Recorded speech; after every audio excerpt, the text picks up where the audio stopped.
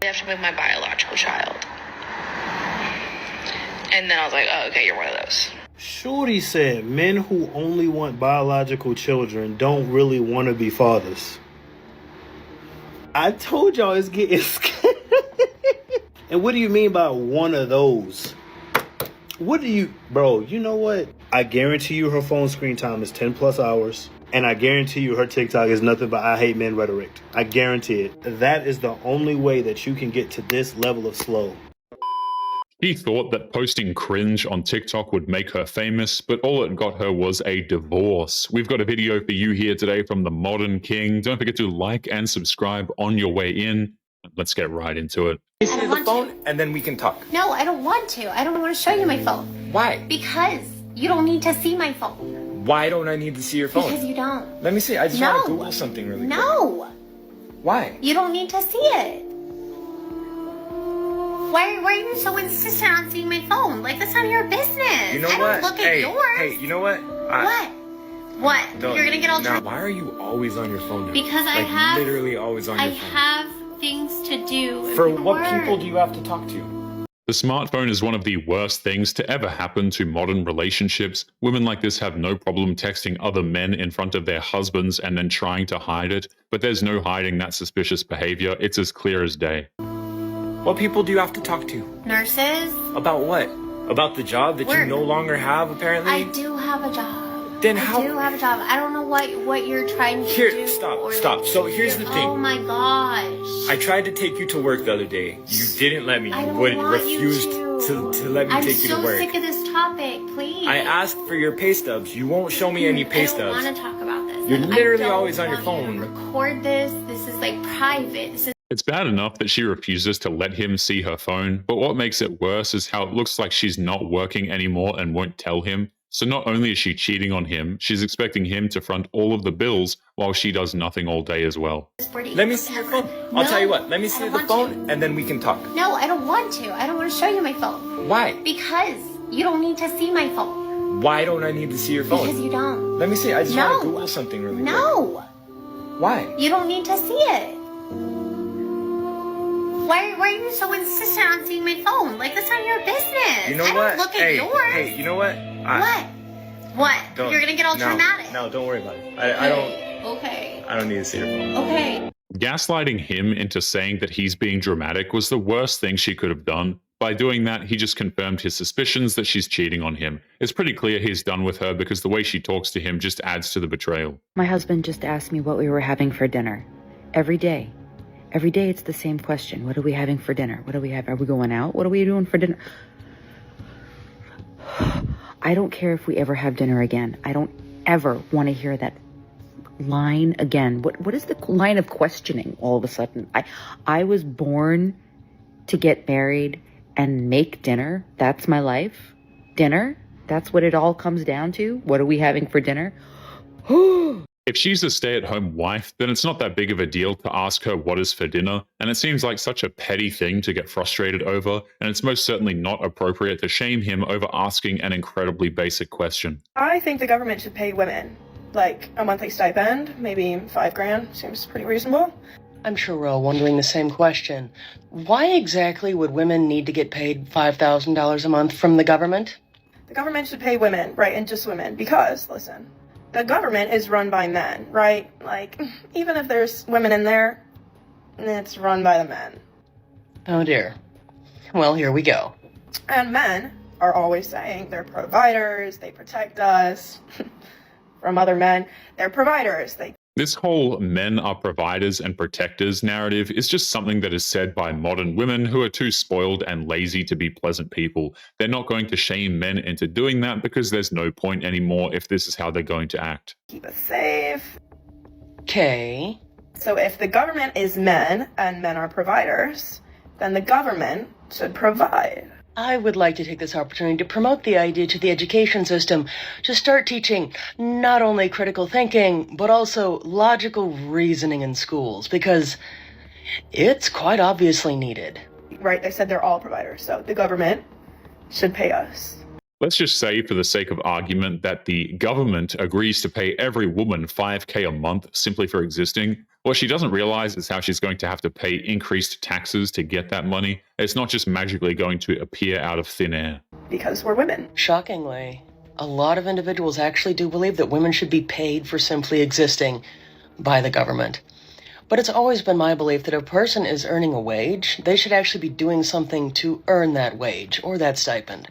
So what exactly are the plans for some of these women in the future for earning their keep? Or do they really expect to just be paid to exist?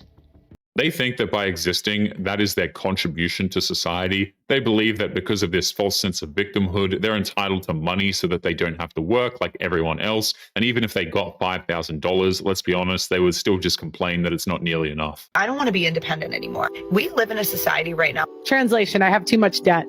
I need a man. Where it has been engraved and pushed down our throats that we need to have this. It's kind of crazy. Men used to get dowries for taking care of women. They used to get paid.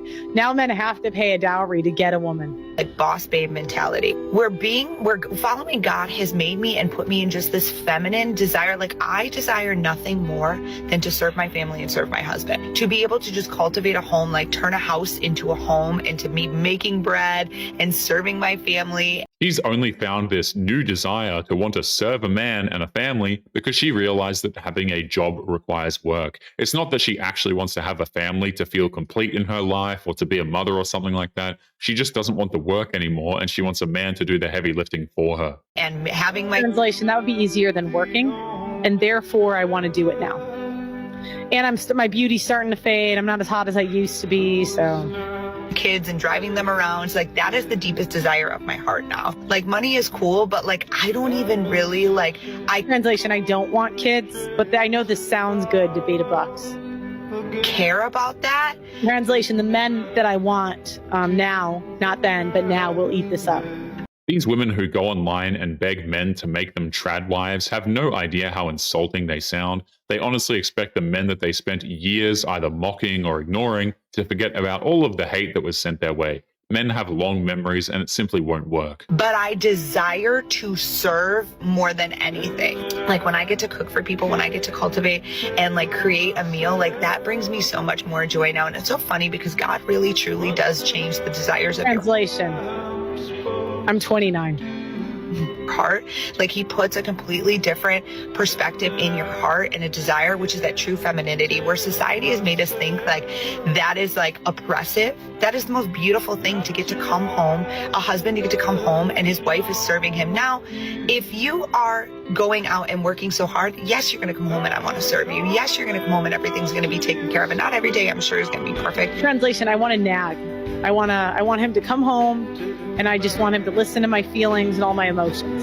Society, quote unquote, didn't brainwash her into thinking that the independent lifestyle was a good thing. She bought into it because she was having fun, she was getting attention from men, and she was making money. But now that she's getting, tired, she's whistling a different tune while trying to avoid accountability.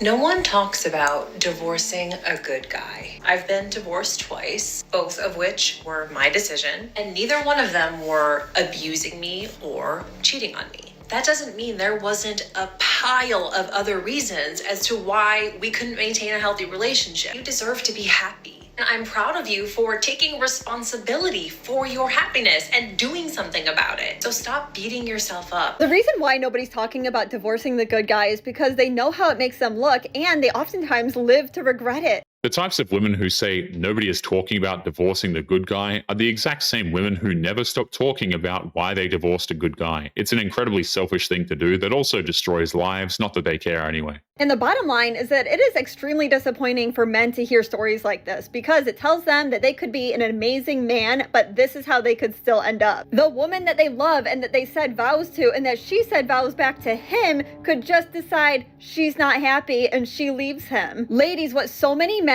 would love for you to understand is that they don't do that to you. Men do not leave good women simply because they aren't happy. Because most men understand that if they are not happy and yet they have a good woman, it is a him problem. In today's day and age, the saying is true. A husband will sacrifice his happiness for his wife and family, and a wife will oftentimes sacrifice her husband and family for her own happiness. It's disturbing how many women think this behavior is just an acceptable way to do things.